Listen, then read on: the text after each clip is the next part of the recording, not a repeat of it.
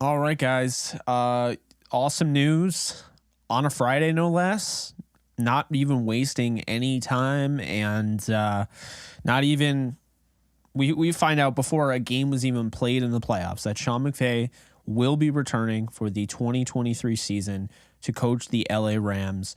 And I mean, we have all pandered, or, not pandered, but more pondered. That's the word I'm looking for. What could be coming after if Sean McVay were to leave? Now we know Sean McVay is staying. And that is, to me, such a great thing. You want to have that, continuity.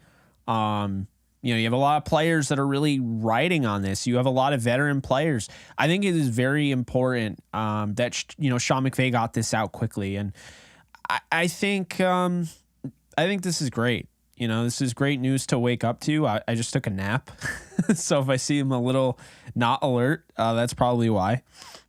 So I took a nap and I wake up to this, and just great stuff. I think really the big thing here is that Sean McVay decided before the playoffs even happened. He decided before any coach left, except for Liam Cohen, who I don't think he was bringing back anyway. I don't think he really made it too much about him. Here's what I think. I think it was reported as such. I think everyone made it out to be, that this was all about him. But I think he really just wasn't sure. And I think he wanted to mull it over. And it's cool. What I was originally told, a source told me early on, you guys remember, is that he was staying. I should have just went with that. I kind of wavered a little bit. I still said in my last video, I think he's going to stay. I think they're going to hire Cliff Kingsbury as offensive coordinator. He's going to be the play caller. But that's where I think it's going. But yeah, really good stuff there. Really excited to have him back. I'm excited. I'm more excited, not even necessarily that he's back, and I'm very excited for that. Because for those of you who don't know, and if you weren't following me when Downtown Rams first started in 2016, then you don't know that I pounded the table for this guy. I may be very critical of his play calling. I may be critical of him, but I love the guy, okay? And he was my hand-picked coach back when Jeff Fisher was still the head coach of the Rams. I loved Sean McVay. So what he has done is not shocking to me. The fact that he's been to 2 Super Bowls, the fact that he's won a Super Bowl, the fact that it took this long for him to have a losing season, it does not shock me at all. Okay. This is what I expected, and I wasn't worried about hiring a young coach, but I was worried about him leaving. And there's still going to be that, does he leave next year? But one thing's for sure, we'll deal with next year when it gets here. Right now, Sean McVay is returning, so that I think means Aaron Donald is returning. So right away, the Rams are better because Aaron Donald is staying in all likelihood. Sean McVay is staying, so you have that continuity there. Okay. Sean McVay also found out or basically realized he was going to stay and told the coaches he was going to stay before anybody left. Let's go back to that initial point that I was making. That is a huge point because you think about it like Raheem Morris, maybe he wants to stay and he wants to take himself out of the head coaching run. I'm not saying he does, but maybe he would just rather stay and, go at it another year with Sean, go at it another year as defensive coordinator, and then next year go after head coach. Now he gets the opportunity. These guys that felt kind of pushed to go and do something, now if they feel comfortable, they just want to stay where they're at. This is where this comes in, and it works out really well for them. I just think that this is really good for the coach, the rest of the coaching staff that wants to stay and will stay. I think this is great for the fans, obviously, because you're trying to build a fan base in LA. Then all of a sudden you have this coach now who's like, yeah, I may or may not be back. That definitely, isn't the best. So I think that's a big thing there. But I'll say this. Okay. I think the Rams are going nowhere. Right. I don't think that everyone was talking about them like, okay, they're done. They're not in the top ranks anymore. I disagree. I think the NFL wanted this, not the league. The rest of the team wanted him gone because he figured it out quicker than any of the other ones. I had just recently watched the Cowboys and Rams 2017 sorry, 2018-2019 playoff run, right? That game at the Coliseum where you had 200-yard rushers, you had Todd Gurley and it's C.J. Anderson. One thing I remember distinctively in that game, without even rewatching it, was a moment where they go for it on fourth down, up by 8, to pretty much finish off the Cowboys. They go for it on fourth down. First off, great play call by SeanMcVay. Love that he stuck with it. They go for it on fourth down. C.J. Anderson plunges through for the touchdown. And then after that, Joe Buck and what he says basically is spot on, is that the Rams have found something here in SeanMcVay, and other teams are going to be looking a long time for this. And he was right. You look at the Dolphins thought they had something. They had a young SeanMcVay and McDaniel, and maybe they do. Okay, but he's not SeanMcVay. SeanMcVays don't grow on trees. And the thing that gets me excited the most is that if SeanMcVay can pass off the sticks, he can, pass the play calling off to another guy, he's still creating these offensive plays. He's still doing the game plan. He's just not calling them in that moment. So SeanMcVay's expertise is still on full display. But if you can get a guy that can manage the play calling, he can focus on other things. That's my hope that he does. That's not guaranteed, but I do think he's going to go and get Cliff Kingsbury. That's just, that's my thought. There's plenty of other stuff, right? There's plenty of other stuff, going on and that will, eventually come to the forefront. But I'm very, very happy to say that, multiple sources, not even the one that, told me initially. I mean, that is the first one that I knew, but the one that told me way before this whole thing sputtered out of control, multiple sources told Jordan Rodriguez, told Diane Rossini. I mean, it is official, like done deal. So big stuff ahead for the Rams. I think this is a test. This is not going to be the easiest, cap to manipulate this year for Les Snead and company. They may have to, kick stuff down the curb. And what I mean by that is you might have to push money to another year, right? You might have to restructure, which would be moving money this year to next year. But I feel like now, you can do that. So just want to give shout outs. My comment selector isn't working right now. But just want to give shout outs to Matthew Plowden.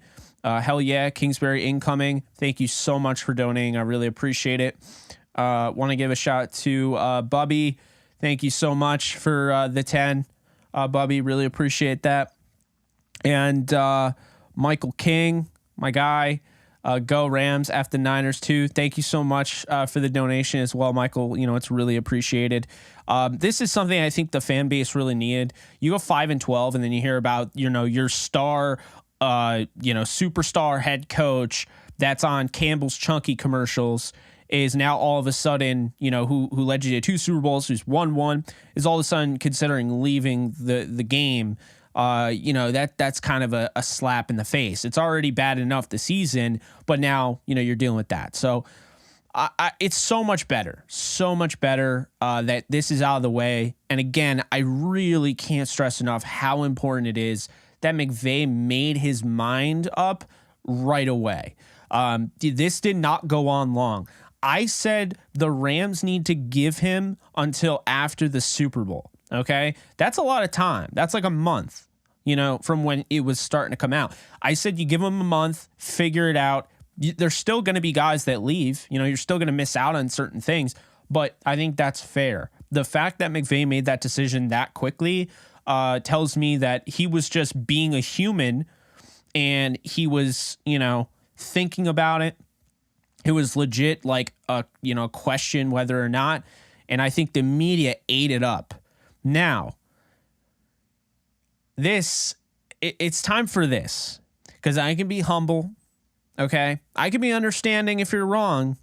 What I can't do is be okay with misinformation and blatant disregard for anything that could be considered a rational thought. So for Craig Carton on FS1 and for Mike Florio on NBC, you guys are not only wrong, you made a mockery of yourselves. First off, at least Craig Carton didn't I'm not the biggest fan of his. I mean, he has this theory Babe Ruth doesn't exist. I don't know. That guy's weird. But I don't he didn't, report something bad. Okay. Mike Florio literally just made shit up. Can we talk about that for a second? Because I haven't forgotten. Mike Florio went on NBC, which, by the way, everyone was watching because it was the last game of the NFL regular season between the Packers and the Lions, the game that would decide whether or not Seattle or Packers would go to the playoffs. And right before that game, he goes on TV and he says, basically, it's not that SeanMcVay wants to retire because of the burnout. It's not the burnout. He wants to avoid a rebuild. And he's not going to be back. He just doesn't see it.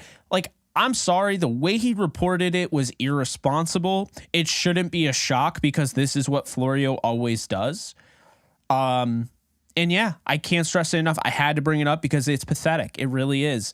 To stoop that low, to act like, one, you already know, and two, to make it sound like the Rams are this organization that's about to blow it up, despite the fact that they have 4 out of the 5 of their core pieces that are arguably the best players at their said positions. How idiotic, moronic, and completely ignorant could you be to the team? And that's the problem, is when you have these national guys that cover all the teams, they cut corners on certain teams, and the Rams are certainly a team that you'll see all the time, these idiots cut corners on. Let's not forget the guy that laughed hysterically, I don't know why, but he laughed hysterically on ESPN at the idea that the Rams would be able to trade Jared Goff's contract. They're not going to be able to trade Jared Goff's contract. Good luck with that. Literally, I'm not kidding. 2 days later, they traded him for Matthew Stafford and they made it work. And then immediately it was, I don't know how you do this to Jared Goff. Not admitting that you're wrong, but just trying to point the blame somewhere else. God, I'm so tired of that. Jay Glazer was wrong too. He said he was on the way of moving. This goes to show you, I should have stuck to my guns. I should have been louder about it. I got early on, I was told that SeanMcVay was coming back from a source that I trust, from the same source that told me that the Rams were going to sign Odell, from the same source that told me that Robert Woods tore his ACL before it even came out to the media, from the same source that told me that they were actually not going to end up signing Von Miller, even though they wanted to. He was going to go somewhere else. I should have just said it. I didn't, because I didn't want to get completely, trampled on if it went, because that's the thing. This league, this industry, it is so hit or miss. I was told one thing about, Saffold coming back. It didn't happen. Then everyone came at me. That's the thing. It's all good when it happens, but when it doesn't happen, it blows up in your face. So that's why I don't report anymore. Plus, I'm not a reporter. I like, analyzing things. I have thoughts for sure, but I like being more of an analyst, considered more of an analyst than a reporter, than a journalist. So, I think that's kind of where I'm at. But really interesting to see where this goes, because it could go one of two ways. I mean, SeanMcVay could decide, hey, I'm going to be the play caller still, whatever, and then that's not as exciting of an offensive coordinator hire. Or he does, decide to give the reins over to somebody. I think that's what he's going to do. Again, I'm saying I think he trusts him enough. I think it's going to be Kingsbury, a guy that I think is more qualified, if you ask me, for calling the plays is Frank Reich, but I think it'll be Kingsbury. That's my thoughts right now. But yeah, it'll definitely be interesting. I'm not really sure, as to what's going to happen. We don't know yet, but it's going to be pretty interesting. So, thanks. Everyone's like Jake Kruger looking good in your Freddy Krueger sweater. Yeah. Well, you guys know I'm a horror fan. I love this sweater and, I wear it a lot. So yeah, for those of you who didn't check it out, definitely go and check out Jordan Rodriguez's article when you get a chance after this. I'm just going to take some excerpts from her article. I don't want to, completely copy it into this live stream because I do want people to check it out. She does a great job. But basically, it sounds to me like there's going to be significant changes. It's really interesting, actually. Let's see. Significant changes to the coaching staff now expected. So changes, additions to the staff. It's going to be interesting. I think we'll find out pretty soon what's going on. There's a chance Raheem Morris is going to get a head coaching job, and if so, he deserves it. I stand by it. He won't be the head coach of the Rams, and that's okay. I prefer them to keep SeanMcVay. As I said if he leaves, then you go with Raheem Morris. I think Raheem Morris is going to get a head coaching job. And I think a good fit for him is the Indianapolis Colts. Okay? The Indianapolis Colts give him the opportunity. Now you're talking about a early enough pick where you have Chris Ballard. You can do something, shake up the draft, go and get your quarterback. He can coach the defense. They got plenty of pieces there. Whether he wants to implement that Vic Fangio modified style that was kind of forced on him, that Brandon Staley, was already in place, or he wants to go back to what he ran, in Tampa with the Tampa 2, regardless, he's got talent. He's got guys that you can look at, where you're like, okay, he can make something of that, in Indianapolis. And then, he'd have to bring in an offensive coordinator, and that obviously throws Frank Reich out the window because he's not going to come back as the OC for the Colts. It's just not going to happen. But he would find an offensive coordinator. I was told that Thomas Brown will be a head coach by the same person that told me SeanMcVay would be back. So I think if Thomas Brown isn't promoted to offensive coordinator, I think there's a chance he does go and he becomes a head coach, or he does the Matt LaFleur approach and he leaves to become an offensive coordinator somewhere else. There's definitely a shot he stays, but I think he does leave. I think he goes the route of Matt LaFleur, going to be an offensive coordinator that can call the plays, okay? I think that's real, but I also think he could become the head coach of the Houston Texans, okay? And I think, I'm not saying he will, because I could see them going with Gannon. I could see them going with Ben Johnson. I could see them going with, a Harbaugh if he would do that. But I could definitely see Thomas Brown becoming the head coach of the Houston Texans. He had an interview for the head coaching opportunity. I was told he interviewed extremely well for the Dolphins last year. He didn't get it because, Mike McDaniel was an offensive coordinator. He apparently did a really good job too. And they went in that direction. But Thomas Brown, if he gets hired and Raheem Morris gets hired, now you have 2 third-round picks from each. So the Rams would have 4 third-round picks due to the minority compensation pick thing. So that's a real thing now where the Rams could end up with 2 third-round picks this year alone going into this draft if Morris and Brown get picked up. In addition to that, if there are no, and I'm not saying this is going to happen, okay, but if there are no takers for defensive coordinator Ejiro Evero, would not be surprised if he replaces Raheem Morris as the defensive coordinator for the LA Rams.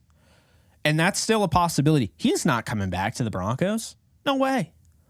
He's not going back to the Broncos. So I think there's a possibility Evero comes back as the defensive coordinator. We'll see what happens. It's going to be interesting. Right now, my thought process is that head coach, you got SeanMcVay, offensive coordinator, I'm leaning towards Cliff Kingsbury. I feel pretty good about that. If it's not Cliff Kingsbury, I think that SeanMcVay is either going to go with Frank Reich as another guy that would be the play caller, or he is going to stay the play caller and he is going to promote Zach Robinson. I really believe that. I think those are the 3. If there's a guy out there I haven't thought of, okay. But those are the 3 that I'm thinking. I didn't go into the college ranks. I only would go into the college ranks for one guy. He doesn't want to leave Clemson. Or not Clemson. He doesn't want to leave Wisconsin, okay? He doesn't want to leave the state. He doesn't want to leave with his fam. He wants to keep his family in Wisconsin. So I don't know why the Packers didn't hire him, because he's no longer going to be at Wisconsin. He's leaving the Wisconsin Badgers. And I'm talking about Wisconsin interim head coach for a hot minute, Wisconsin defensive coordinator, Jim Leonhard, who Sean McVay interviewed for the defensive coordinator job back in 2020 when he went with Brandon Staley. So I think he could be an option. Again, is he going to leave Wisconsin? I don't know. The whole point was that he was back where he wanted to be, at his alma mater, with his family. Are they going to move to LA? I don't know. But I'm certain that they're definitely somebody that, he's definitely somebody that, Sean McVay is looking at. In addition to that, okay, I'm not saying that he can't get a head coaching job. He is interviewing for a head coaching job. And I definitely think that when you look at it, he deserves a head coaching job. I'm talking about Brian Flores. Flores is interviewing with the Arizona Cardinals for the head coaching position. But if he does not get a head coaching job, watch out for Brian Flores coming over to the Rams as a defensive coordinator. If it's not Evero, if Raheem Morris leaves, he is an option. But there's also an option to promote from within. And Sean McVay has been very, very, much in it when he's talking about guys like Eric Henderson. He's talking about guys like Chris Shula, Thad Bogardus. Those are guys that Sean McVay has mentioned in passing. I think all three of them would be up for a potential promotion to defensive coordinator. But if not, guys outside the organization, Jim Leonhard, who's not with anybody right now. He just said he's not returning to the Wisconsin Badgers. So, he'd be in play. Brandon Staley, if he gets fired, let's not act like Brandon Staley, if he gets fired and they go after Sean Payton, which, by the way, this is the best news of it all. The Rams don't have to trade a pick for Sean Payton. I mean, not that they never had. It's not like they had to, but I knew that they would consider that. That freaked me out. So I'm glad they're not going to be doing that. But the point is, Brandon Staley, if he gets fired, he's in the mix to come back as defensive coordinator for sure. If he doesn't get a head coaching job somewhere else, you have to think that in mind. Coaching's a stock game. You don't always see a coach get fired and get a head coaching job right away. Okay, just because there was a head coach that, maybe it was a little questionable if he was fired or not, does not mean he's going to get a head coaching job in that same run. And we've seen that before. And we've seen, the coach stock game, the way it works. Steve Wilkes, right? He was a 1-year head coach with the Arizona Cardinals. They didn't do well. They got rid of him in an instant. They had the number 1 overall pick, and Cliff Kingsbury was their head coach. That's what ended up happening. So now all of a sudden, Wilkes has to build himself back up, defense backs coach, then becoming defensive coordinator. And then, of course, now interim head coach for the Panthers, making a significant, I don't even know what to say, but basically he helped them, right? He made a significant push to become the head coach. He was a good interim head coach. A lot of players want him, but it's a stock game, folks. And so that's the thing. If Brandon Staley gets fired, he's very much in play for defensive coordinator, right? If Raheem Morris gets picked up as head coach, then obviously he's in play. Jim Leonhard's in play.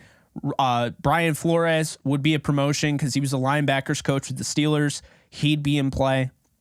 It really depends on what Sean McVay wants to do. What does he envision his defense looking like? There are plenty of position coaches out there where if you have to get a new defensive coordinator, you can do that. Like I also mentioned, you can also promote from within, and that's definitely not out of the realm of possibility. Now, don't forget, guys, it was not long ago on a podcast, I had basically created a list of guys that if Raheem got a head coaching job, these guys could take over as defensive coordinators. So I'll read off the list right now.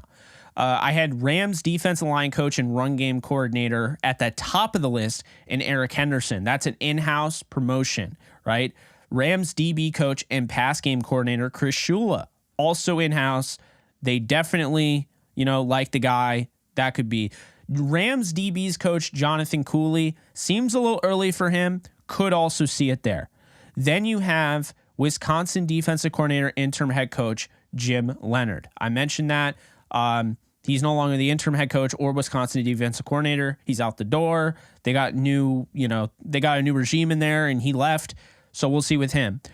Steelers linebacker coach Brian Flores, Patriots linebacker coach Gerard Mayo. Mayo reportedly is going to be interviewing for the offensive coordinator position for the Patriots.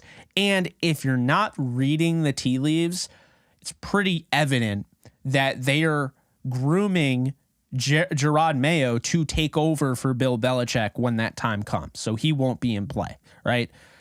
Ex-Rams cornerback coach Aubrey Pleasant. That seems a little much because he was fired. So I feel like he'd come back maybe as a defensive backs coach with the Rams, but I don't know if he would be a defensive coordinator. And then Cowboys defensive backs coach Joe Witt Jr. That would be also interesting, kind of bringing over that Dan Quinn style defense if they decide to do anything like that.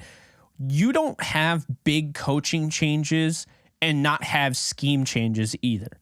That's kind of what I'm taking away from Jordan Rodriguez reporting that, is that there's expected to be big coaching changes and staff changes. And at the end of the day, if you're making those changes, there's a chance that your scheme is changing too. Now, for the offensive coordinator, if, Thomas Brown gets hired, if SeanMcVay wants to get a play caller, by the way, I forgot to mention Vic Fangio.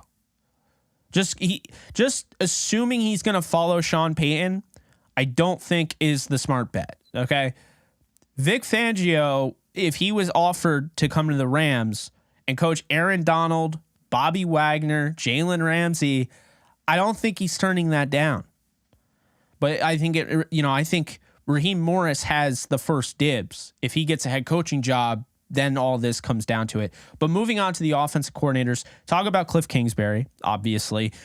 We talked about that. Frank Reich, basically his philosophy of multiplicity, being able to attack a defense no matter what look they give you, having every single bag of tricks in your arsenal to attack any type of defense. That's his, MO. You have Rams assistant and head coach and tight end coach and running backs coach Thomas Brown in-house. You have Rams passing game coordinator and quarterback coach Zach Robinson in-house. You got Rams offensive assistant, Michael King already mentioned. Jay Gruden would be an in-house promotion. You have Broncos wide receiver coach Zach Azzani.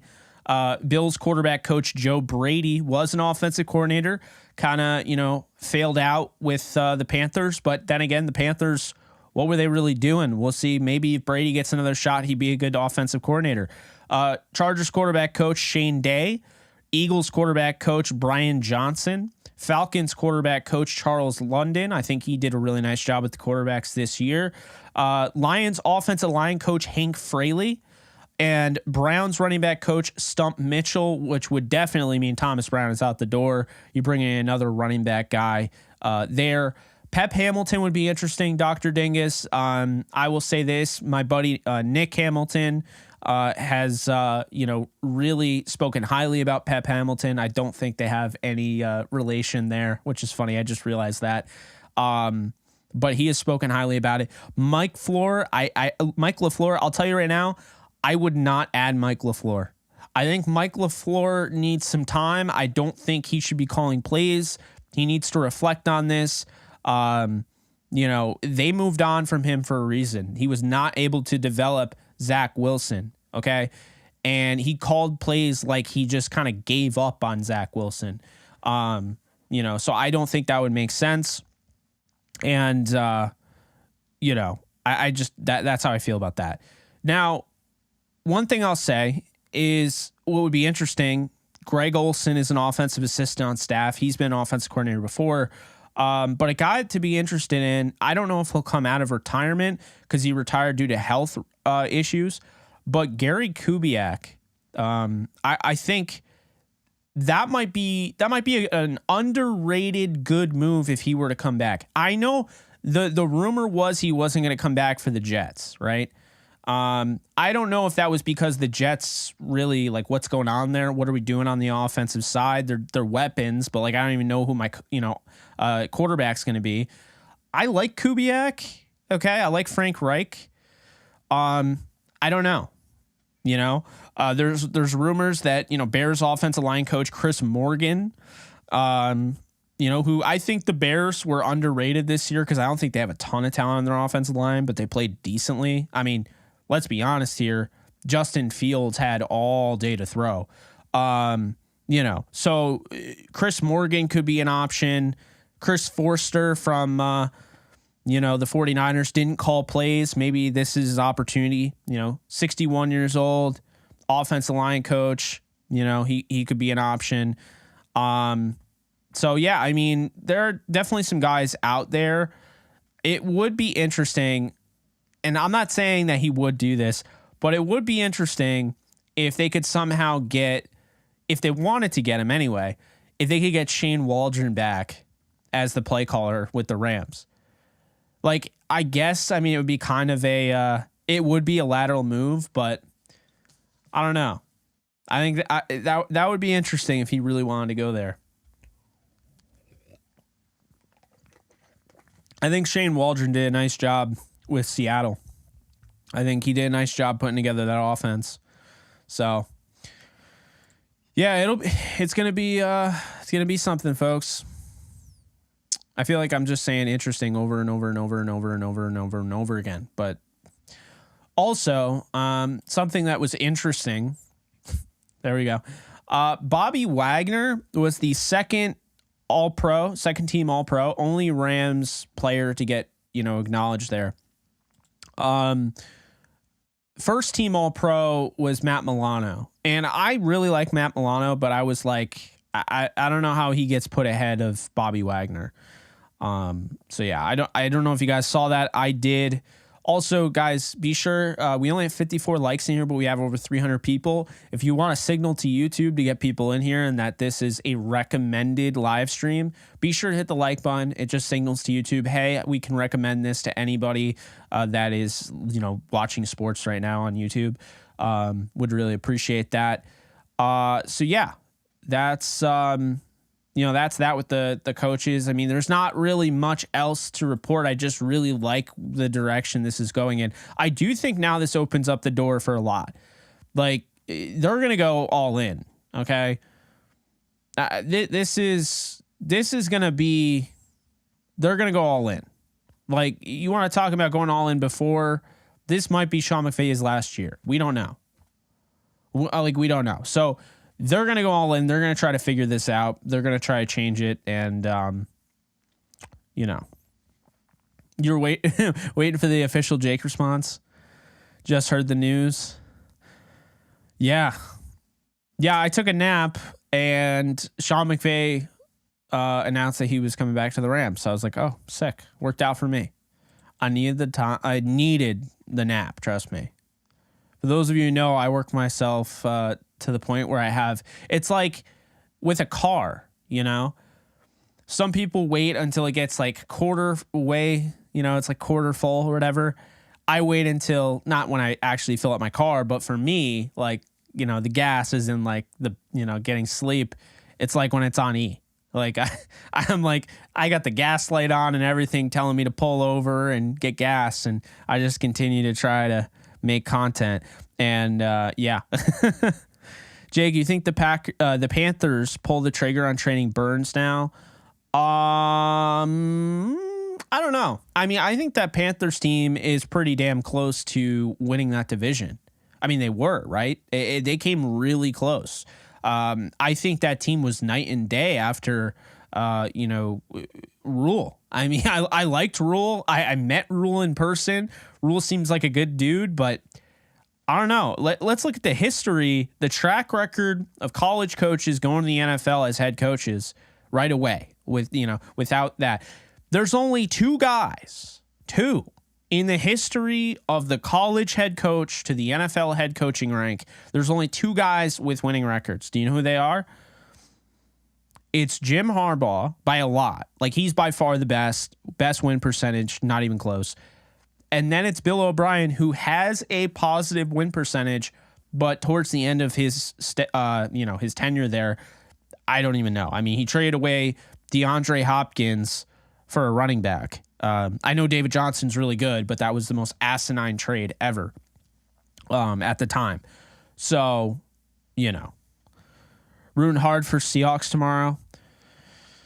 I wish they weren't there. Makes it way less fun. They're not good. I'm sorry. They need all the help they could get to knock the Rams off. They are not a good football team. But Pete Carroll does do a good job. Pete Carroll does a good job. Let's be fair. Whose house? Jake's house? I like that. There we go. Yeah, I mean, the David Johnson trade was horrible. It was literally during the... It was during the era where people stopped caring about running backs, where people started the whole running backs don't matter. That was what was weird. Just such a bizarre trade. I mean, Deshaun Watson, before he did all that, Deshaun Watson was one of the best quarterbacks in the league, young, up and coming. You got Will Fuller deep down the field, loves throwing at him. DeAndre Hopkins, nope, let's just trade DeAndre. It's stupid for a running back. Yeah, I'm not going to beat a dead horse, but that was stupid. I think Jay Gruden as OC would help in developing Baker Mayfield. If Raheem Morris leaves, who do you hire? Who would you hire for DC? Temple Hills Funk, thank you so much for donating. So Jay Gruden would be interesting for OC. For defensive coordinator, if I'm hiring anyone, I mean, priority goes to Raheem Morris. I want him to stay. But if I don't get to hire Raheem Morris because he's going, well, not hire, he either stays or he goes. If he becomes a head coach and I can decide anybody, that's realistic, of course. Man, who am I hiring for defensive coordinator? That's a really good... If Ejiro Evero doesn't get picked up, that's who I'm hiring. That's... All right, that would be my priority. If Ejiro Evero does not get a head coaching job, that's who I'm hiring. After that, I would say Jim Leonard. Jim Leonard or Brian Flores. It would be one of those three. And then after that, I would decide to promote from within. But that's where I'm at right now. And if I'm not promoting from within, it better be Thomas Brown or Zach Robinson. I don't know who else would be the offensive. Well, Jay Gruden also, but, So that's where I'm at. It's a great question. Definitely thought-provoking. I don't know.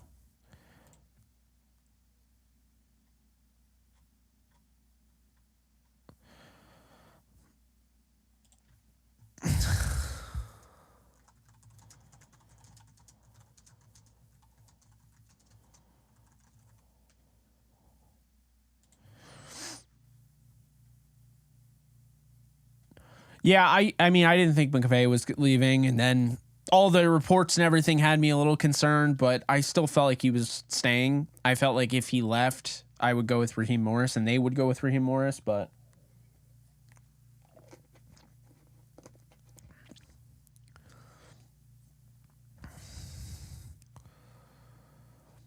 They're not trading Jalen Ramsey. I know that stuff came out. They're not trading Jalen Ramsey. The only way they were trading Jalen Ramsey is if they were getting Sean Payton, because Sean Payton wants an overhaul. That's the thing. If you go and get Sean Payton, that means what you're saying to the whole fan base is that even though we just won the Super Bowl and we had a bad year, we were injury plagued and all of that, we have now let our head coach go out the door and we have let go of our GM. A year after winning the Super Bowl, that looks so bad. Pathetic. Thank God they're not doing that. Cole, you said it best. Sean Payton is good, but he's overrated. Like, I mean, it's about as simple as you can make it. Doesn't have to be any more detailed than that. Sean Payton is good, but he's overrated. He's not elite. He's not one of the best coaches in the league. He's good. Sean Payton's 9-8 in 15 years in the playoffs. Sean McVay is 7-3 in 6 years in the playoffs. Sean McVay has a Super Bowl. He's been to 2. Sean Payton has 1 Super Bowl. Also, Sean McVay beat him head-to-head in the playoffs to go to the Super Bowl, too. Let's not forget about that. Yeah, it just would have been a stupid move. I'm glad the Rams aren't the Lakers, because if the Rams are the Lakers, they would have pushed for that. They would have pushed for Sean Payton. They wouldn't have even waited for Sean McVay.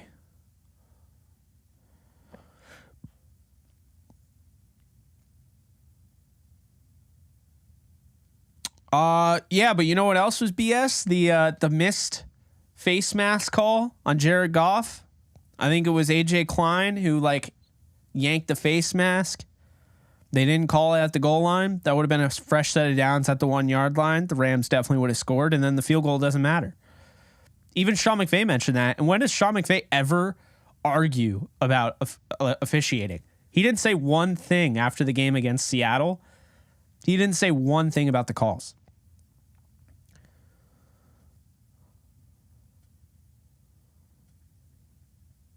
Your cat likes the content. I love that. That's awesome. Jared Goff can win here in Detroit. I agree. I mean, I think Detroit can win that division next year. Why not? I mean, I don't know what's happened with the Packers, but you know, thank God SeanMcVay made his decision before Aaron Rodgers. I do not envy the Packers having to wait for Aaron Rodgers' decision to retire or not. Or better yet, stay, right? Because we don't even know if Aaron Rodgers would stay. Yeah, I don't know. I'm at that point where I'm excited to get this thing rolling. You know, now that we know SeanMcVay is the head coach, I'm not just sitting here celebrating. I'm like, all right, let's get down to business. What comes next, right? And when you look at it, you're like, okay, offensive coordinator's up in the air because he's gone. You got 2 to 3, internal promotions that you could do, in-house promotions. Then defensive coordinator, Raheem Morris, right? If he leaves, you got 2 inside promotions with even 3, I'd argue, Thad Bogardus with Eric Henderson and Chris Shula. And then, potentially maybe they move on from the special teams coordinator, Joe DeCamillis, and then that's a whole other can of worms right there. So, there's definitely some things that we need to get figured out. We also need to know what the hell scheme they're going to run. Are they going to run the same Fangio modified scheme, the bend don't break, the soft shell coverage? What are they going to do? Go to a 4-3? Are they going to stay in this modified 3-4? Are they going to do anything with the offense? Hopefully they take some of those college concepts out. I never, ever, ever, if I haven't made myself clear on the Believe in Rams podcast, I never want to see a quarterback keeper again. Never. Okay, you got Matthew Stafford, and I understand like Baker can run better than Stafford, but not much better than Stafford. It's not like Lamar Jackson. I never want to see another quarterback keeper again. Never again. Who should the Rams go for this offseason? Like player-wise, fast money? I'm curious what you mean by that. Another season of Coach McJake. Is it renew? Did Netflix renew that?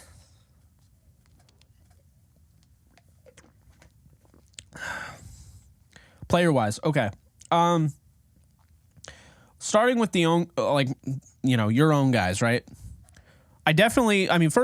First thing is first. Make sure Matt Gay gets an extension. He should not be going anywhere. He's automatic for you as a kicker. He missed 2-3 field goals this year. Keep Matt Gay. That's a simple thing. Get it out of the way early on. Then you look at guys like, David Edwards dealing with multiple concussions, maybe not even a starter. His value might drop a little bit. They might be able to get him cheap. So see what happens there, if you can get him. So you have him, right? Then you look at defensive line. You got 2 really good defensive linemen that I'd want to keep both. If you can't afford it, keep at least one. Greg Gaines or A'Shawn Robinson. You got to figure it out. Because here's the thing. You can't just say, I'm just going to get compensatory picks. It doesn't matter. I'm not going to worry about signing anybody. I get compensatory picks. You're limited to 4 or 5? There's a limit. You can't just have everyone leave. Plus, let's be honest here, folks. Compensatory picks aren't that big of a deal. They're really not. They used to be great back when you could get a 3rd rounder for losing a Greg Gaines. But now, is Greg Gaines even going to get you a 6th rounder? You want to tell me that's worth it? Come on now. I think they've ruined compensatory picks, if you ask me. I don't think they're as valuable as they used to be. I think it's hurt the Rams' formula. It has. So, you choose Gaines over A'Shawn, or you choose A'Shawn over Gaines. I don't think you can go wrong. I think a lot of people would say Gaines, but A'Shawn Robinson is a absolute tank when it comes to being in the trenches, plugging up the running lanes and stopping the run. He was huge in the Super Bowl, doesn't get enough credit. He was huge in the Buccaneers game, doesn't get enough credit. Huge in the 49ers game. He doesn't get enough credit. It's really that simple. So A'Shawn coming off a season-ending injury, Greg Gaines banged up at the end of the year. I think, I don't know. You got to get at least one of those guys back. If you can get both of them back, I'm all for it. Then you look at corner. Troy Hill, is he cheap enough to bring back on a 1-year deal? Think about it. I don't know. I can't answer that for you. David Long, probably gone. Taylor Rapp, probably gone. Nick Scott, is he cheap enough to bring back? Figure that out, right? There are guys that they need to figure out, okay? Exclusive rights free agents like, Copeland, Marquise Copeland, figure that out. Bring him back. Bring back Alec Jackson. I mean, that's pretty much where I'm at. Make sure you have your core group of guys that you want. And it's really that simple. Make sure you have your core group of guys that you want and bring those guys back. Then free agency, I don't know how much cap they're going to be able to free up. I don't know what the cap gods have in store. But what I will say is that there are some guys I like. I really think the Rams took an opportunity. They took a little bit of a risk. They stepped out of their comfort zone. Hey, we don't like paying linebackers. Okay. Well, now they just paid a linebacker, and it worked out extremely well. He was the only one that was even listed as a first or second team All-Pro, and that was Bobby Wagner. So if they stick with that energy, I'm sure there's going to be a safety that's a cap casualty. I think they need to pay a safety. I think they need to go out and make Jalen Ramsey's life and Jacoby Durant's life easier. I think they need a safety that can make tackles in the open field, can stop guys from making yards after the catch. Definitely bring down Deebo Samuel, come up in the box, be an enforcer, but also have that mobility, that range as a safety to make plays all over the field, take passes to the house, be able to blitz off the edge, things like that. And I look at guys like Jesse Bates, who's not cap casualty. He's somebody that will be a free agent. Jesse Bates, Julian Love is the best tackling safety, or one of the best in the league. He's definitely the best in free agency with the Giants. You'll be able to see him this weekend. But Julian Love is a guy I really like. Was a corner, turned safety, went to school at Notre Dame. He really turned it up a notch this year. And it was a down year for Jesse Bates, who I've always been a huge fan of with the Cincinnati Bengals. I'd like to see them get a top-notch guy. Remember, we kind of flirted with this. I know it's been a while now, and everyone kind of forgot. But remember we flirted with the idea of Honey Badger coming to the Rams? Do you guys remember those live streams? Like, that actually became a thing, and I was actually hearing that could be a thing. And then eventually the Saints came out and actually offered him a contract. Would be really interesting, if they were able to do something like that. Obviously, Honey Badger's not in play. He signed a multi-year deal. But if they could find a safety that could be an enforcer, have the range, but in addition to that, be able to help out Jalen Ramsey and Jacoby Durant over the top, that would be nice. I miss JJ3. John Johnson III would be awesome. If he's a cap casualty, I wouldn't be surprised if the Rams are interested. Peter Schrager did tweet this out. McVay coming back comes with some big changes to the coaching staff. The news of his return is not overly celebratory in the sense like it was last year. It's balanced with a great respect for several hardworking coaches with families who are being asked to move on. That's harsh. There are going to be coaches that he moves on from. I wonder who, he could be talking about, Dakin Millis. He could be talking about, Cohen's already gone, but there's going to be a shakeup. The question is, how big of a shakeup is it going to be? We'll see.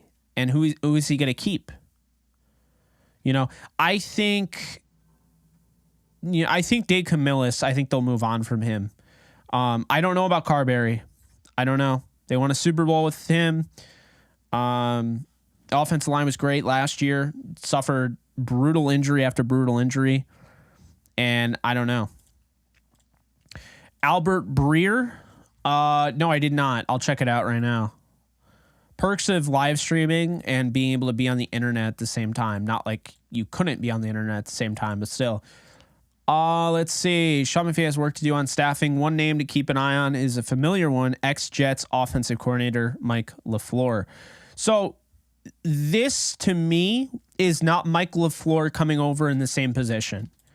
Mike LaFleur, in my opinion, would be like an offensive and assistant. Maybe he replaces, Thomas Brown or somebody like that for, tight ends coach or something.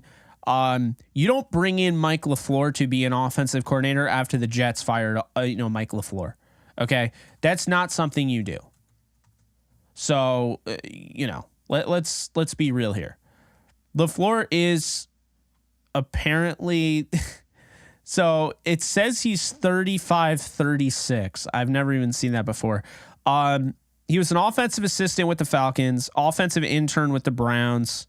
He was the passing game coordinator and wide receivers coach for the 49ers, passing game coordinator for the 49ers. So, yeah, I mean, I could see that.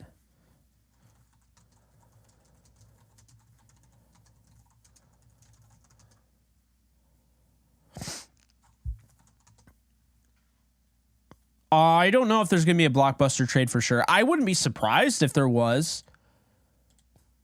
I mean, let's be honest here. There's a chance that Allen Robinson gets traded. There's a chance Noteboom gets traded. There's a chance Brian Allen gets traded. There's a chance Havenstein gets traded. There's a chance.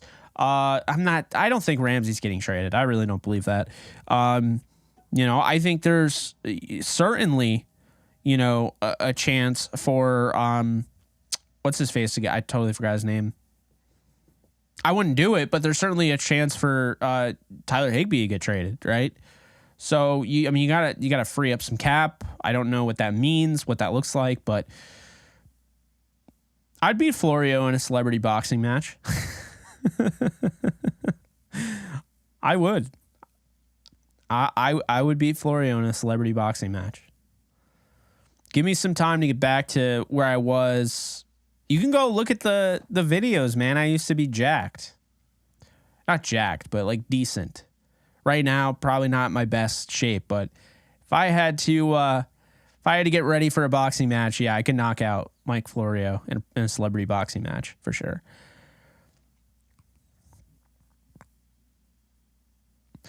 Joyner would be interesting. I don't know if he really fits their defense anymore, but yeah, that would be interesting.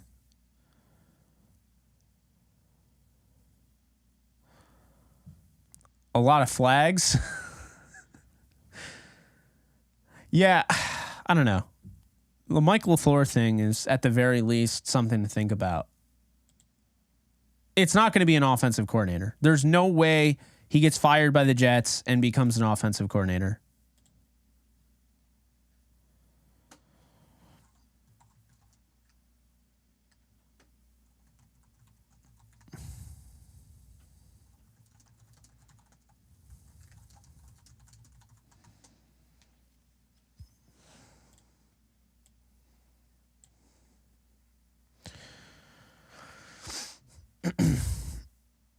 Ellenbogen versus Florio 2023.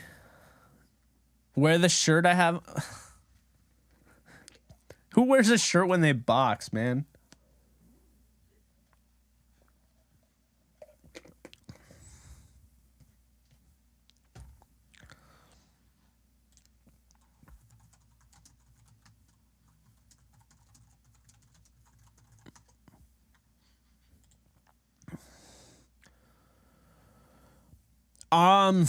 Well, that's another thing.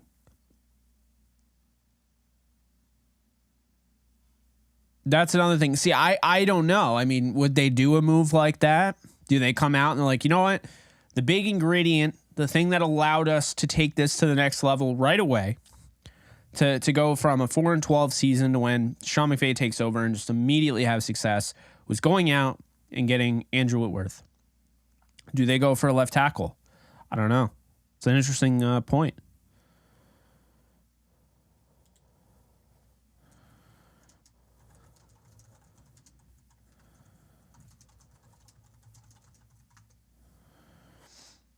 And I guess Mike LaFleur is getting offense coordinator looks with other teams. So in that case, I mean, I guess he'd be in play for offense coordinator for the Rams.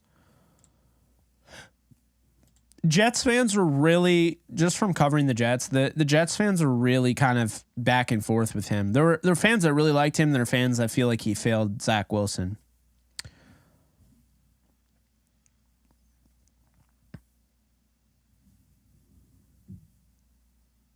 I think it's going to be Cliff Kingsbury. I want to see Reich. I'm pretty sold I want Reich to be the offensive coordinator, unless some really big offensive coordinator prospect comes to the fold. That's how I see it right now. Yeah, I mean, that's how I would want it to happen. Do I like Abanikanda? I've seen a little bit of him. I think he looks good. I mean, I haven't really watched a ton of film yet. I was waiting because I was going to do it. And then I was like, man, I'm just going to wait until all this stuff gets resolved. So that way I can do my best to stay on top of it all. You know, it's a lot of work. And I just batched. If you guys couldn't tell, it's why I was in my Yankees hoodie, 3 straight days in a row, the green one. I wasn't actually in my Yankees hoodie 3 straight days in a row. I batched those videos. So I recorded 3 or 4 videos all at once. If you're a content creator out there, you're trying to find a way to streamline your work, batch videos. That's what Joe Rogan does. He sits in his studio and he records his podcast back to back to back. So he records 3 podcasts over a 9-hour window. That's how people do it. Not everybody, but batching works. If, don't knock it until you've tried it. Yeah, the trailer for Evil Dead Rise looks amazing. It actually made me nauseous. Not nauseous, but a little startled. I don't know. That stuff normally doesn't scare me. That looks freaky, man. That looks freaky. So, fun little fact here. We are 28 subscribers away to getting to 17,000. I don't know why it took so long, because I feel like we were on a really good roll and then, kind of tailed off a little bit, which is normal. But I cannot wait to get to 17,000 because I'm getting closer to 20,000. Hey, Lions Mania, I hear you. And let's be real here. Who wants to watch the Seahawks aside from Seahawks fans over the Lions in the playoffs right now? No one. Yeah, don't sub again. You'll unsub. For those of you who haven't, be sure to hit the subscribe button. Also, be sure to hit the thumbs up button, also known as the like button. Lets YouTube know that you're enjoying the live stream, and it sends people this way. It's how all of a sudden our community continues to grow more and more and more because they recommend this stuff. I have not seen Megan yet. I will say Megan looks eerily similar to Alexis Kraft, who is my co-host of DTR. And I told her that, and she agreed. The female Chucky doll.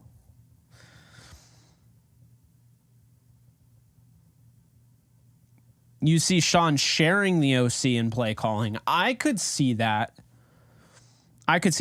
With Reich or Kingsbury.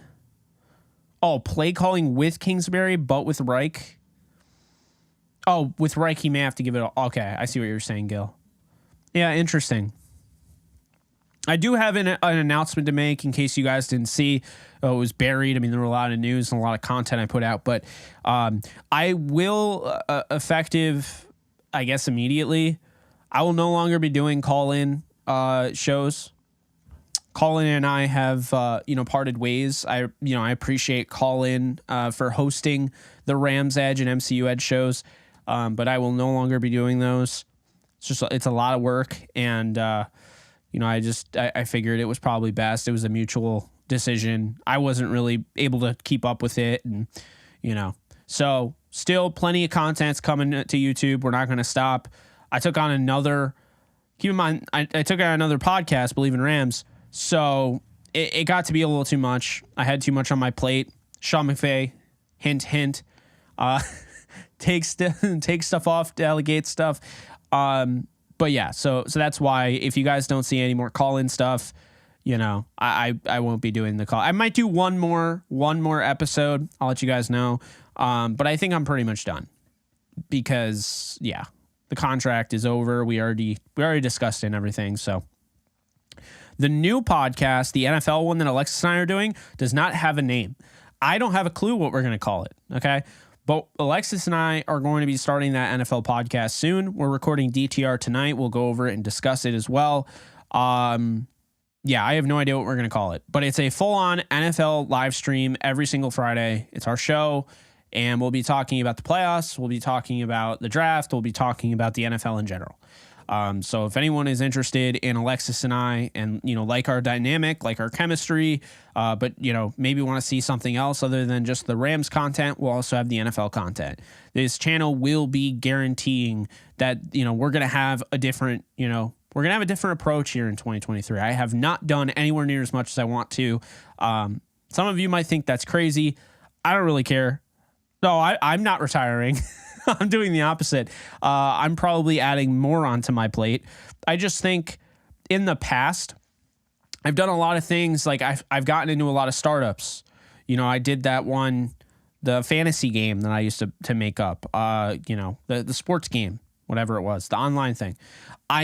A lot of startups reach out to me and I give them a shot, but it's not like I'm anti startups. It's not like I'm anti giving them a shot, but I'm at the point here where I want to spend all my time on YouTube.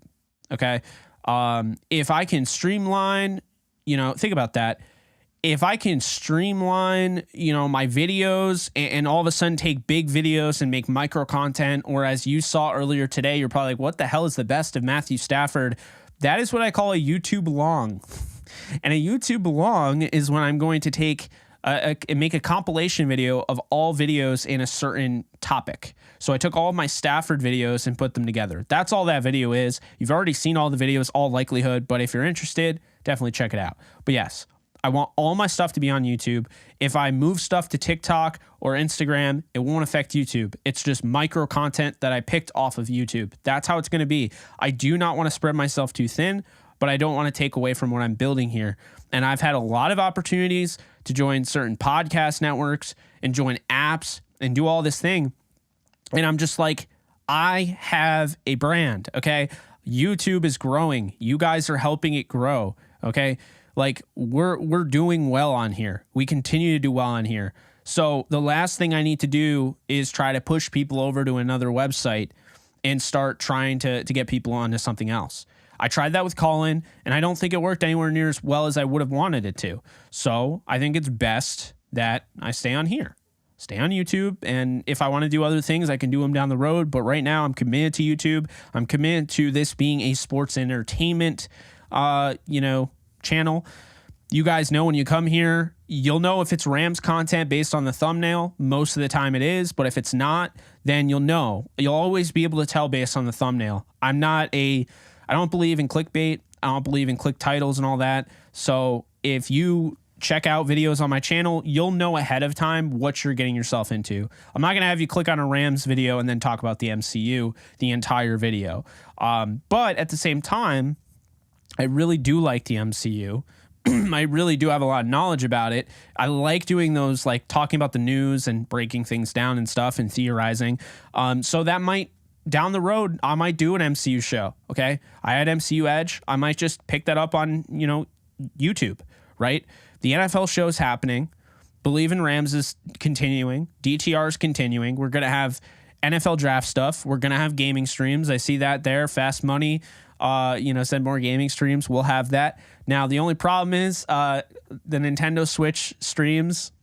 I have a Switch Lite. There's no way for me to connect to my computer. So that's the only bummer. But I will be playing PS5. Hogwarts Legacy comes out next month, so I will be playing that. We'll have our Q&A, Ask Me Anything streams. So yeah, I'll be getting Hogwarts. Yeah. Yeah, the Guardians of the Galaxy, the game or the movie. I mean, I love both. I beat the game. The game's great. We'll probably play some Call of Duty on here. I don't know. Resident Evil 4 will be played on here. Okay. Like, because here's the thing.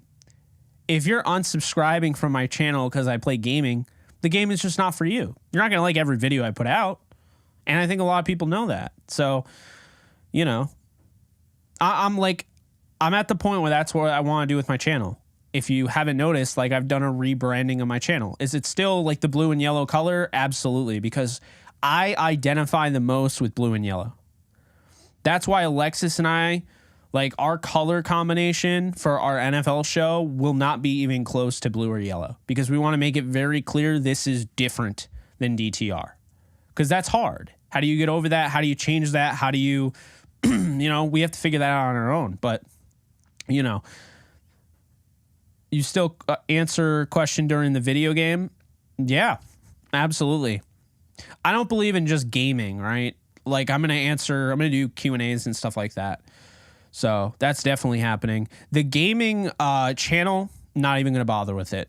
So I guess keep subscribed to it. Doesn't hurt you. And at some point I might turn it into something. But as of right now, just trying to build this channel, just trying to get that silver play button that I can hang in the background when I get to 100,000 subscribers. That's the plan right now. Not focusing on anything else.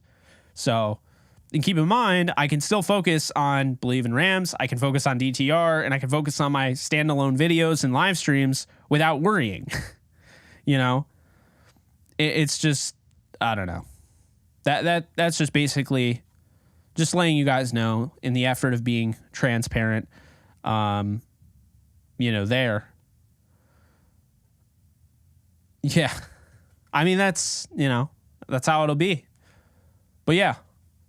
If you guys haven't seen on my channel page, I have a new banner, Jake Ellenbogen. Have the, you know, the blue, yellow, and white. And it's got sports, entertainment, and gaming, for those of you that like the gaming stuff. Below it, live streams, commentary, podcasts, and breakdowns. We'll still have breakdowns. It's not going to be as common, because here's the thing.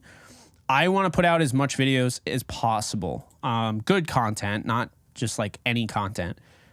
The best way for me to do that is have a combination of raw videos, edited videos, live streams, and podcasts, and, you know, all that. So you've started to notice, probably, I haven't been editing a lot of my videos lately.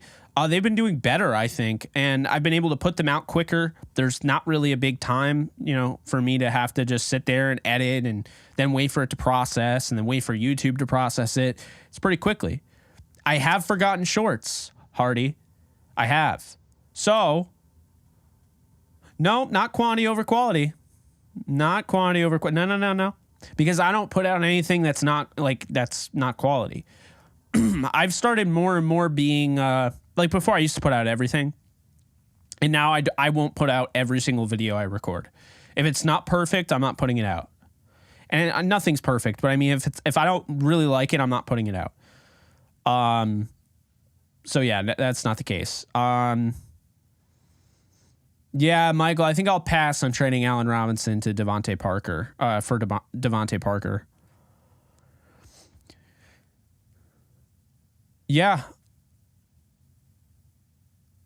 I know it would. At some point, man, when I got the money to just shell on that. Well, what open space? You're talking about the fake wood paneling there? Or are you talking about the right here? Because I don't think you're wrong either way. Depends on how I did it. Probably add another banner. I want a Lakers banner either over there or like right behind me. I might do a band poster there. That might make the most sense. Maybe my favorite movie. I mean, that's not bad, right? I don't know how that would look, though, with the bokeh, the blurred background. So, oh, behind me. Okay, cool. Yeah, I'd be for that. I tried I had the bar light, and I did not like the way it looked. I'm not a Dodgers fan, so no. Yeah, definitely not gonna be a Leprechaun poster. No, no. I was thinking maybe No Way Home, maybe Truman Show, maybe American Psycho, maybe It. I love It Chapter 2 anyway. I love their poster there. I don't know. I'd try whatever. I almost bought a Mandalorian helmet back when I had the money to do that, but I didn't. So now that's not going to happen anytime soon. But I actually liked Green Lantern. They left us on a cliffhanger with Sinestro. Not cool. I mean, we already know what happens. I mean, obviously, but still. I'm hoping he hires an OC to lighten the load. Jake Ellendrip. The Deadpool version. Ryan Reynolds. Yeah. Sean Cliff and Evero sounds pretty darn good, honestly. Sounds kind of realistic. I feel like that might be the case if Evero is not signed as a head coach, hired as a head coach. So yeah, really right now the plan is, look, get shorts going. YouTube Shorts monetization is kicking off on February 1st, so I can get paid for YouTube Shorts, which that'll bode well for my channel. I haven't been able, because keep in mind, this is pretty much what I do for a living right now. I haven't been able to put money into advertising and things like that. When I'm able to get the money to put money into advertising, I think this thing is going to explode. I've done all this with organic. This is all organic growth. This is not like tooting my own horn. I'm just telling you, like, I haven't been able to really put money into, YouTube. Except for the setup. I mean, if you guys see my old videos, my camera looks better. My setup looks better. I look better personally. I'm just saying, so, I mean, that's a big thing. I look forward to being able to do that and whatnot. But by the way, for those of you that said that I should get the Nintendo Switch, and it was a while ago, but I remember you were right. I'm really enjoying it. So I haven't played a handheld gaming console in a long time. I mean, on this level, probably not since the Game Boy Advance SP, but really digging it. So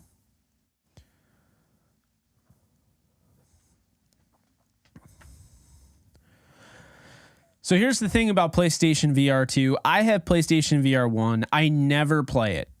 It would give me the spins. It made my hands feel lighter than like a feather. I don't know. VR is kind of weird for me. I get kind of, I get motion sickness. Fast Money, I played Doom in VR and literally the whole day I was just like, I felt like I was spinning. So yeah, I don't know. My brother just got the Quest 2. The Meta Quest 2. I played that. I played the quarterback thing. I have a season as the Rams quarterback, and I mean that's kind of cool. But man, when the ball, like if I get hit and the ball comes out and I have to go pick it up, I get so nauseous. I get motion sickness, no doubt about it. It's not as bad as some people, but like I don't know if you guys have ever been to like Universal. Most of the Universal, like the new rides are all like motion VR based, and like the Transformers ride, I do not know how I made it out of that without throwing up. It's brutal. Like I get serious motion sickness. I do live in New York. Yes, I do. By the way, here's a trivia for you. Do not look it up. I will know if you looked it up, but I want to know. Guys, there's only 2 quarterbacks in the NFL who have started games at quarterback that were born in New York. Who are those 2 guys? Take a guess. 2 guys, only 2 quarterbacks. Garrett Gilbert, honorable mention, did not start, but he was born in New York. Does not have an official start under his belt. He played in some games, did not start any of those games. Not McNabb.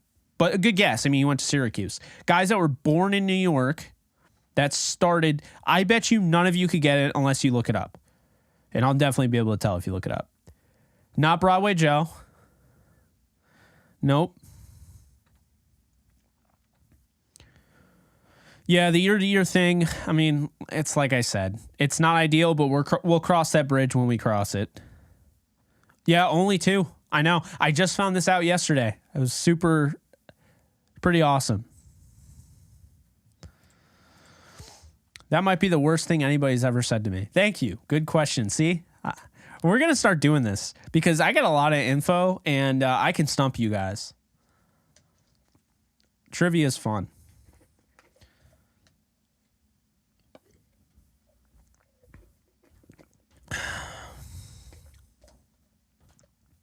Hostetler? No.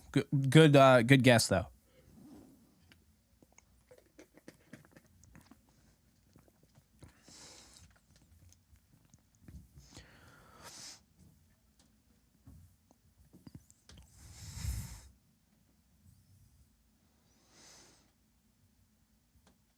This is I love this question because I mean there are 2 quarterbacks that you've probably seen before.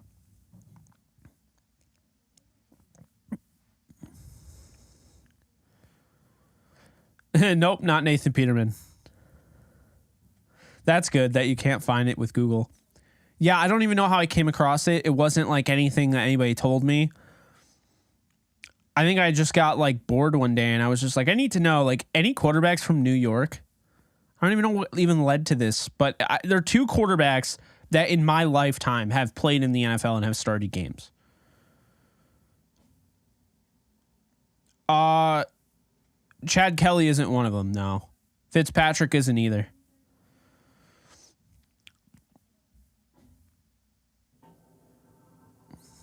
I'd give you the initials for one of them, but it would have been way too obvious.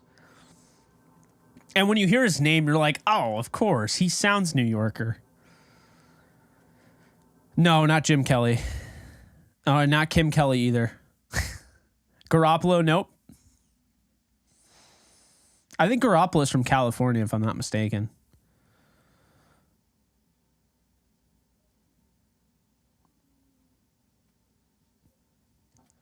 Not Henny, but I mean, you're thinking he started, and you're Vinny Testaverde. There's one.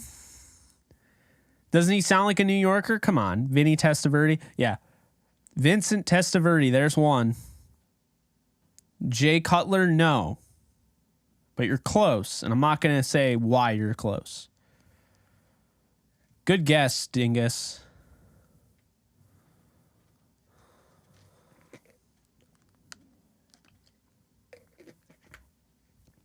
Not Kelly. Not Kyle Orton. It's funny.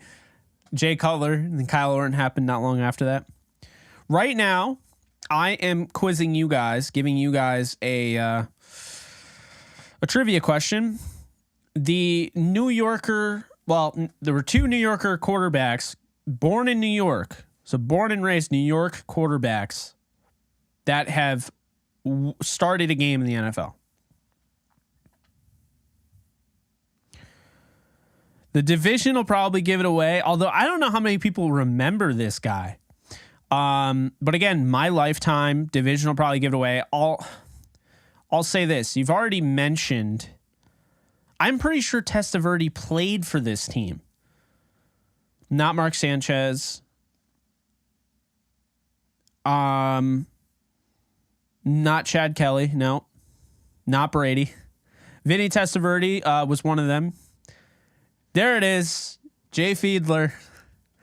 2. It was Vinny Testaverde and Jay Fiedler. Dr. Dingus got it. You win nothing. You lose. Good day. I will have to give out a prize or something.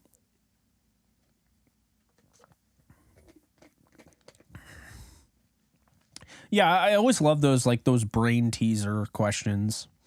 Gets you thinking. All of a sudden now you're like going back in time. You're like, Kyle Orton is showing up in your brain.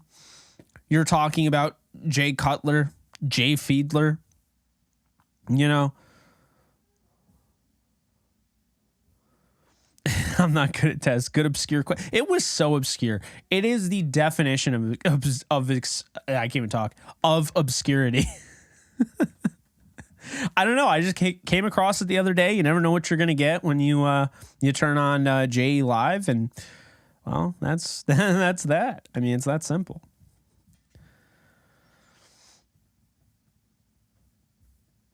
You're welcome. I mean, hey, you know, got to make this different. It's a different show. It's not just Rams. Everyone's welcome. Let's not forget.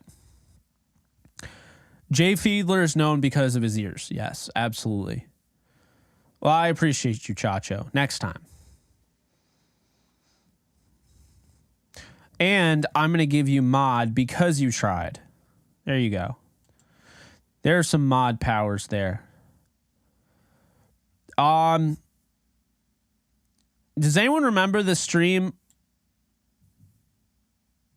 New York. Does anyone remember the stream where that one guy who just kept donating me money? And again, really appreciate you, man. I'm just having trouble remembering the name, but that one stream where that guy asked me to name all the guys that started at quarterback for the Rams since Kurt Warner. And I got every single one of them right on the fly without looking it up. That was nuts. Yeah, Testaverde was insane. I don't know how you play until you're 44. I mean, he wasn't Tom Brady, right?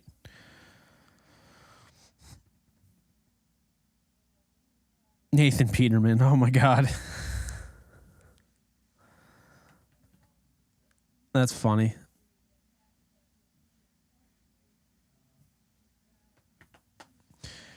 Yeah, it's like I said, you just never know what's going to happen in a JE Live stream.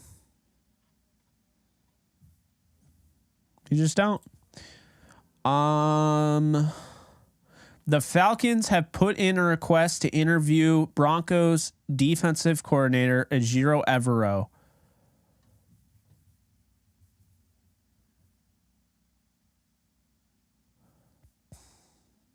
Did the Falcons? Why? As a defensive coordinator?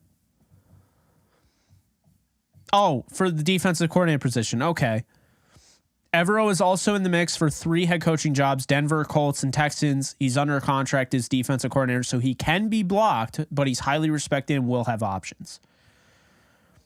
I forgot about that. The Broncos can totally block it. I just think if they hire a new coach that they might just move on from Evero. You know, they'd want to start over. Like Sean Payton.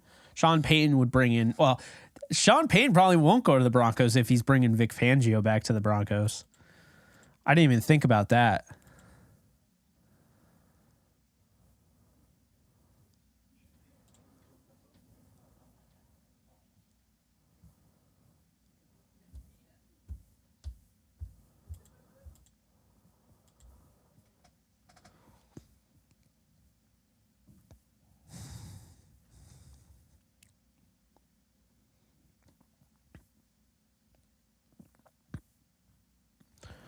Taylor Lewan said he thinks he's going to get cut and he wants to go to the Rams.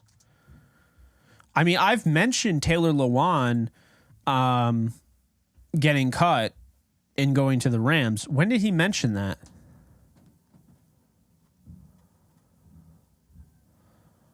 I did not see that. That's certainly interesting. I like Jim Caldwell.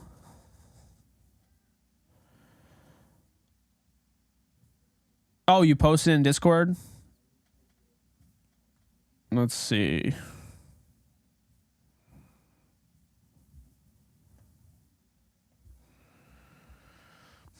Hypothetically speaking, of course.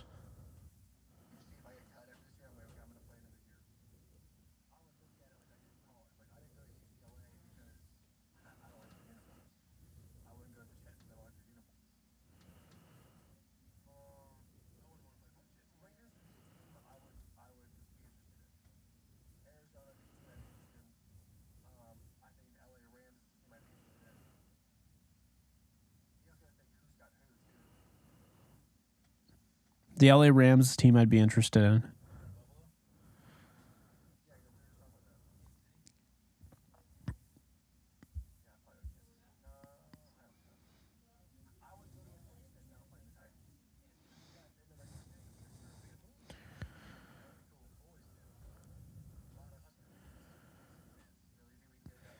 I'm watching Will Compton's podcast right now.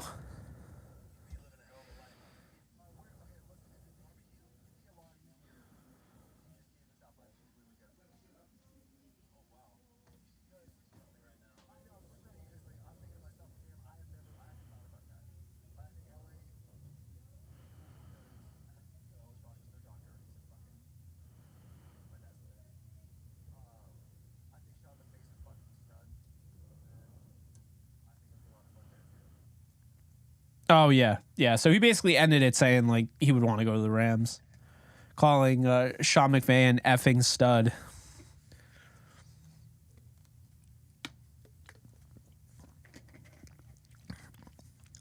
Yeah, I mean, I would want Lawan.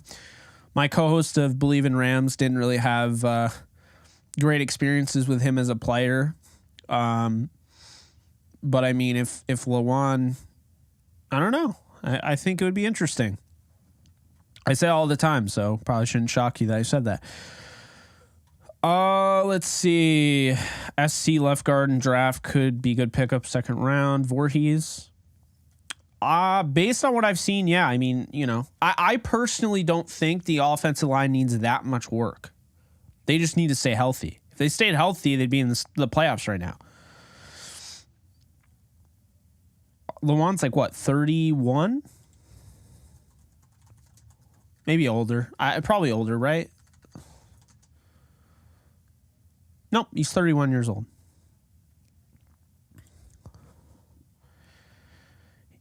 July 22nd, he turns 32. I could see him and Robert Woods coming back. So him coming to the Rams and Robert Woods joining him and also coming back to the Rams. Could see it. I think there'll be cap casualties. Yeah, no, he's not super old. Well, Noteboom might have to move to guard because of his Achilles. That's the thing that people don't understand. Those pass sets at left tackle, like, that could be an issue coming off a torn Achilles tendon. So that's something to keep in mind.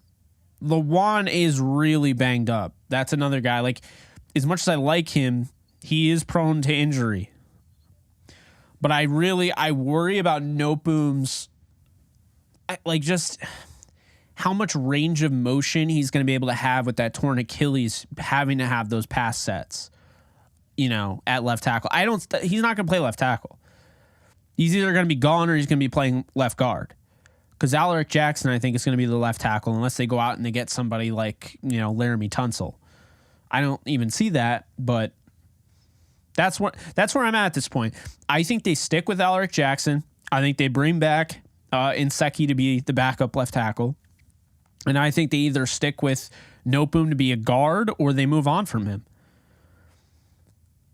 I don't think people are taking into account the torn Achilles. The pass sets, keep in mind the lateral agility you need and how wide your stance has to be. Like, that's a lot. It may be tough for a running back because you got to cut, but you don't have to cut immediately. When you get the ball, you don't have to cut immediately. There's still some time to run. The pass sets, you're basically shuffling and you have to get that jump. And if you're coming off a torn Achilles, forget about what that does to you physically, but also mentally. So now it's in your mind.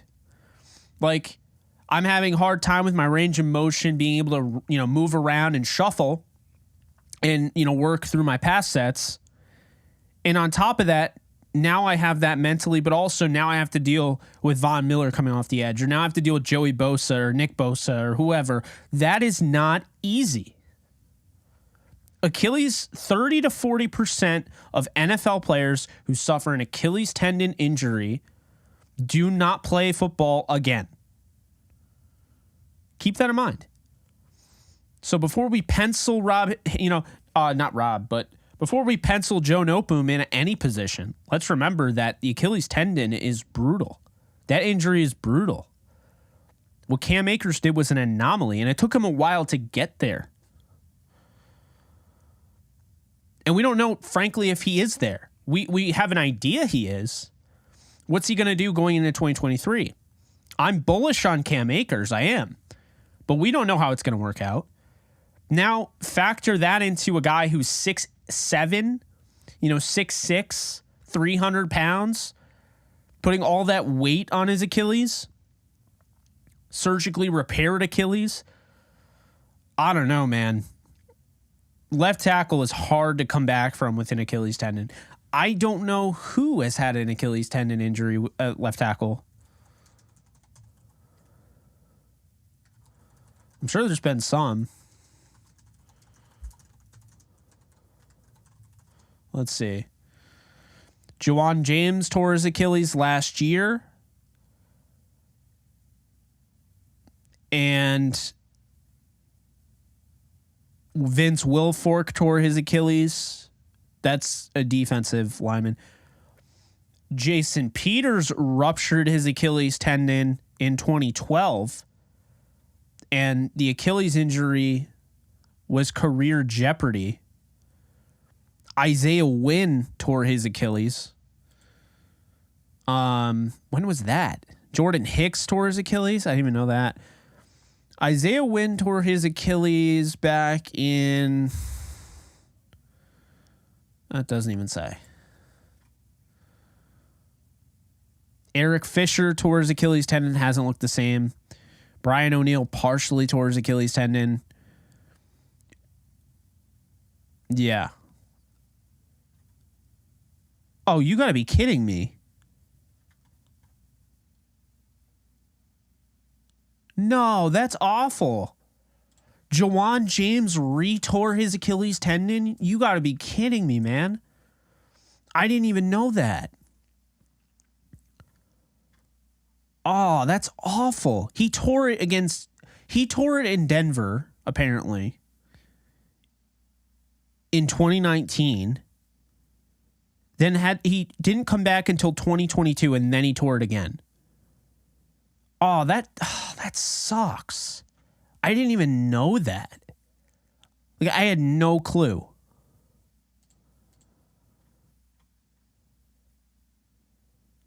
Yeah, he tore... Oh, so this is what happened. So he suffered a knee injury in 2019, opted out of the 2020 season due to the COVID-19 pandemic, and then tore his Achilles tendon while training away from the team facility in 2021. And then a little bit over a year later, September 14th, 2022, he tears his Achilles again in the season opener against the Jets. That's awful for the Ravens. That's awful. That's horrible, man. Yeah, I mean, it's not a guarantee. I mean, O'Neal tore his Achilles tendon partially, they said. Brian O'Neal for the Vikings.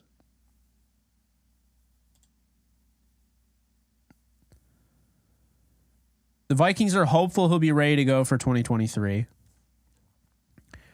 Eric Fisher, not the same after the torn Achilles at all. Like, I don't even think he's... I don't know. He's not even on a team. And Isaiah Wynn tore his Achilles in 2018. Yeah, I'm not going to lie. Not good. Not good at all. Grant Delpit tore his Achilles tendon. You can come back from it, but I worry about that tackle position, man. That's a lot of weight. Jason Peters ruptured it in 2012. Let's look at him. I mean, he still ended up being a baller. Don't get me wrong. He came back, but, you know, like, that's brutal, man. He did end up playing a full season back-to-back years after that. Then he dealt with some injuries, but he played until 20. Yeah, he's still playing.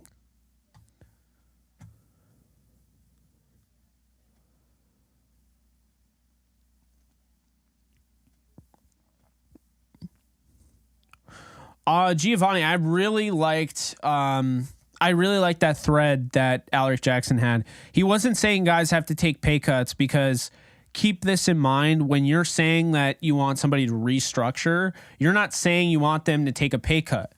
All a restructure is moving money around. You're converting salary to bonus money. So, you know, it makes it easier for teams to get around the cap. That's all it's for.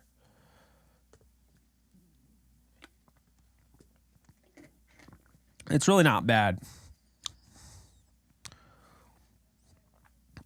Yeah, Jason Verrett's had some bad luck.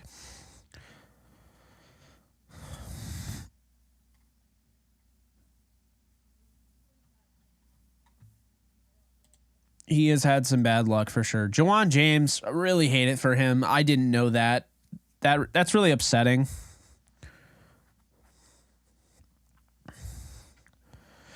The way they're talking about, like, that's the thing. When James got the injury, I'm reading it right now. The Denver Post was saying his career is likely over. And then he comes back and he does it again. Now his career could be over. Tearing it twice is bad. That's not the case with... Like, Wynn was out for a little bit, and he came back with the torn Achilles. Brian O'Neill will be back. Sports medicine's different, like, now, so Joe Nopum could absolutely be back and be fine. But there is a concern, and I do think that he will have to move to guard.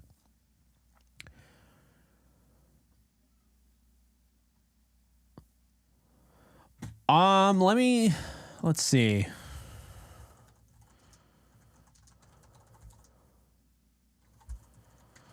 Let me look up who the Texans are interviewing for head coach. All right. So the Texans head coach interviews wouldn't be Rooney Rule. Okay. They have interest in Thomas Brown because Ben Johnson, D'Amico Ryans, coach Ejiro Evero, Shane Steichen, Jonathan Gannon all interviewed for that job. So the Rooney Rule forces you to interview at least one black coach, and they've interviewed Ryans and Evero, or they're going to interview Ryans and Evero. They haven't interviewed Ryans yet. But yeah, so that's the thing, is that, like, Thomas Brown, I don't know if I already said Thomas Bryant, but Thomas Brown, there's a good chance, you know, he's one of the favorites for that job and does get that job. I wouldn't be surprised if they went with Thomas Bryant. I really wouldn't. Thomas Brown, damn it. Hey, I'm a Lakers fan. I mean, you got to understand, Thomas Bryant is like one of my favorite players in the league. Texans requested the interview with Thomas Brown yesterday.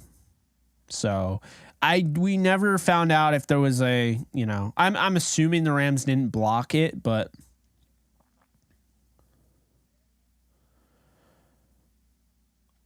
it's funny that you say that, Dingus. I actually was talking to Alexis earlier today about Lovie Smith being the defensive coordinator.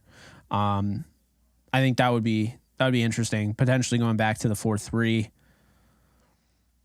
Yeah, I mean, I like Lovie Smith, so.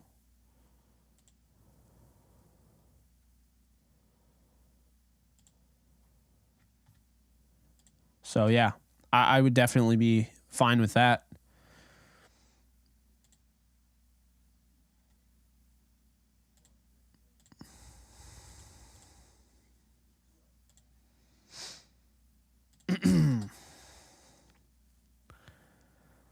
What's up, Tim? Yeah, very good news. Very good news. I didn't realize we've been live for almost 2 hours. Love that. Happy Friday, everybody. I like Derwin James. I mean, he ended up getting signed. I was told he was definitely in play for the Rams to go out and get him if he didn't end up signing that deal.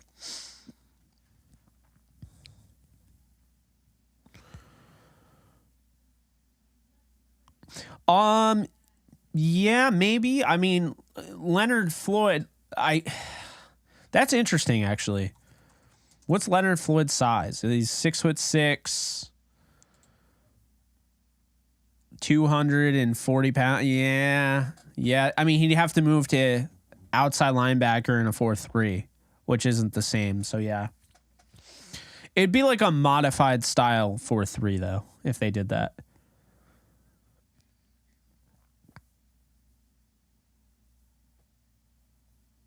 Advancing this weekend. All right, so I got the 2 seeds obviously beating the 7. A 7 seed isn't going to beat the 2 seed anytime soon. It's definitely not going to be this year.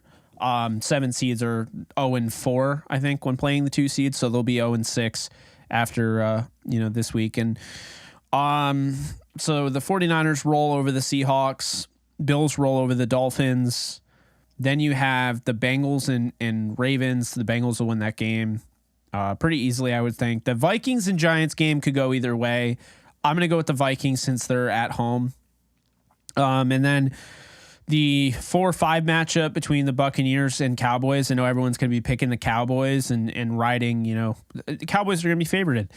I'm going to go with the Bucs. I don't think they're a good team. I don't think the Cowboys are that great either. But I think the Buccaneers are going to win because I think the Cowboys are trending in a really dangerous direction. They did not finish the season well at all.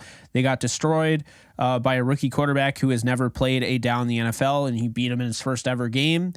So I don't like the way the Cowboys are trending at all with their starters, by the way they played last week. So, yeah. And then I also have the Jaguars. So really, I think it's going to be chalk. Essentially, the 2 seed makes it, the 3 seed makes it on both sides, and the 4 seed makes it on both sides. I think it's a very chalk setup, and that's how I have it. I mean, altogether, I think it's going to be Niners and Chiefs, and I think the Niners win the Super Bowl, but hopefully I'm wrong. Hopefully I'm wrong. So, yeah. That's how I have it. By the way, Leonard Floyd is 30, will be 31 in September, so keep that in mind.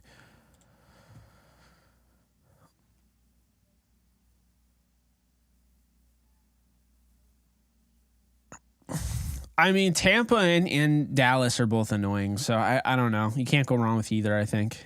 Rooting against either.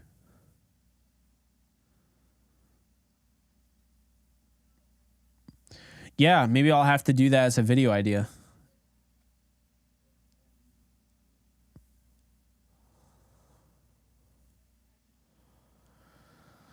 Brady hasn't lost to the Cowboys, huh? Well, I don't think he's losing this Monday night. I don't know why we didn't alternate Monday Night Football wild card games. Like NFC literally had to play on a Monday night, which is the dumbest thing ever. 2 years in a row. The Rams played the Cardinals last year. The Bucs are playing the Cowboys. I don't know what their plan is. Are they never going to alternate it? I don't know. Giants, Jaguars, Super Bowl, the Tom Coughlin Bowl. I don't think he's a part of the Jaguars anymore, but I just think that's funny.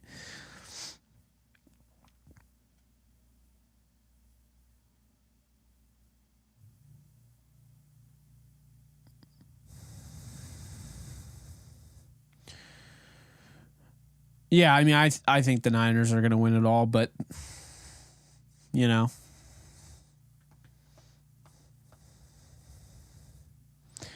Yeah, I was surprised. I like Joe Judge initially, but yeah, clearly that team is not very talented, and Dable is really doing a nice job of putting them up. So the whole Green Bay thing, it's annoying and they need to change it. The Rams essentially played Green Bay. They're different pods.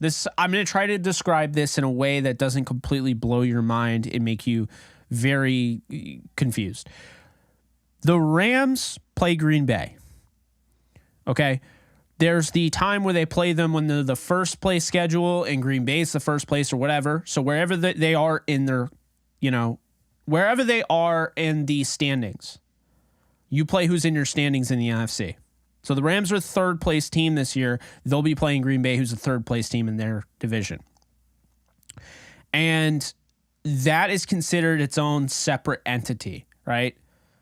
So the Packers play the Rams in Green Bay because the last time the Rams played the Packers, due to the fact that they played them by having the same standing in their division, the last time they played them was in LA at the Coliseum. I was there. So then you look and you're like, okay, well then why are they alternating? Because they played them the last time too. Well, then the other pod is when the NFC alternates which division you play the entire division of. And so the Rams, they, when they play the entire division, which was last year, I want to say, they played the Lions last year. Yep, that's right. Ramsey picked off Goff at the end. They played the Lions last year, the Packers, the Vikings, and the Bears. So not this past year, last year. So that they played in Green Bay then. So that pre-existing pod, you have the pod where they are in the same spot in the division, first place, second place, third place, fourth place. And then you have the one where they play the entire division. Next year is because they're in the same spot.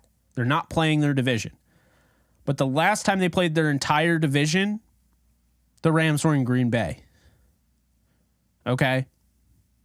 And so the next time the Rams play the entire division, the Rams will play in LA. But because this pod, the last time the Rams played the Packers in the same conference, because the last time they did that was in LA, there you go. That's why. Very, it's a lot, I know. They should just alternate it every time they play a team. Because it's confusing. It's stupid. Like, it's really dumb. The simple thing is that you have these fans that are trying to learn everything about the game. Okay? Today's fans have never been more educated than ever, right?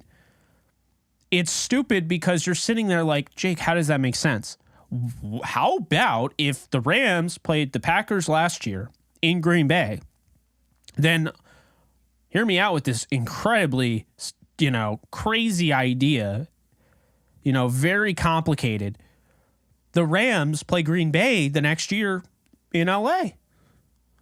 And then to make it even crazier, how about the next year the Rams go to Green Bay when they play? No, that's not how the NFL does it, because that would be too simple. Yeah, so it's only when you have a conference team. So the AFC just alternates. I don't know why they don't do that in the NFC. But the AFC alternates.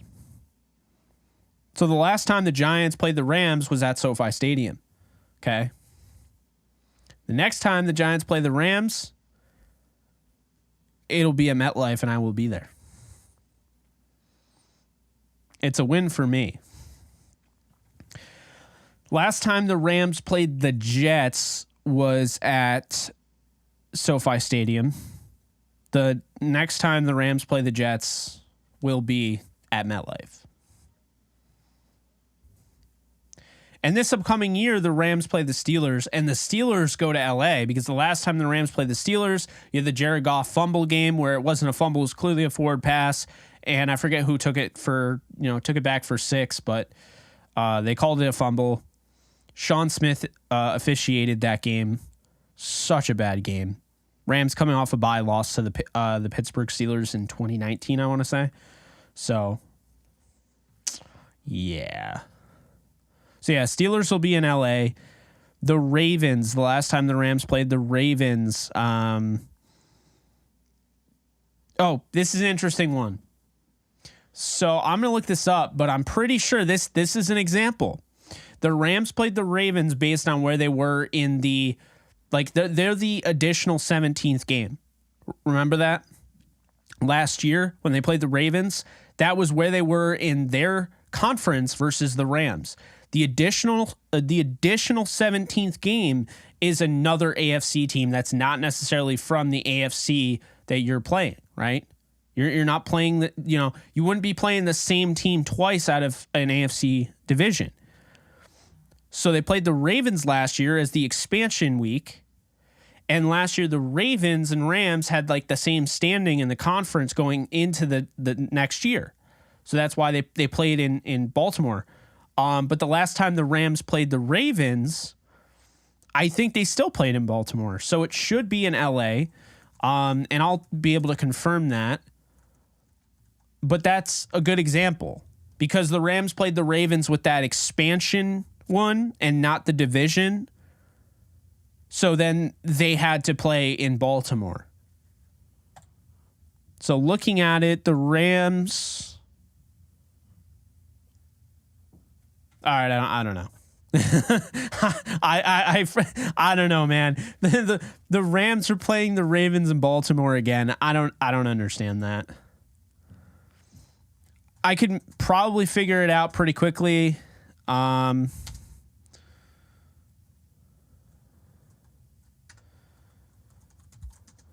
Let's see here. Okay. That's what it was. So it's exactly what I said. All right. The Rams played the Ravens in 2019 at the Coliseum. They lost 45-6. The Rams played the Ravens in Baltimore as part of that expansion, right? The additional game, the 17th game, that's different. That was in Baltimore.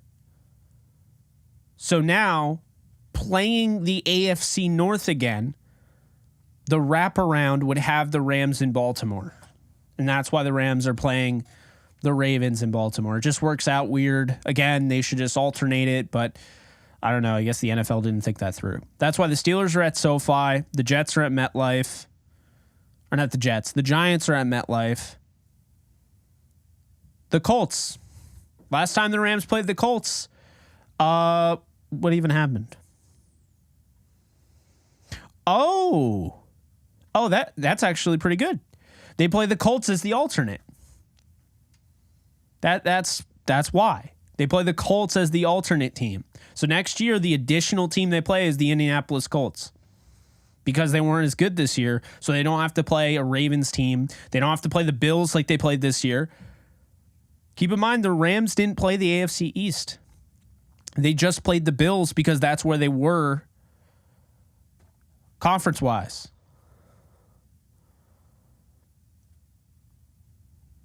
But anyway, that is going to do it for me, my friends. Be sure to hit the thumbs up. Be sure to hit the subscribe button. I'll be back with more content. I got DTR to record. I got to get food in my stomach. And yeah, keep on trucking, folks. I will see you guys soon.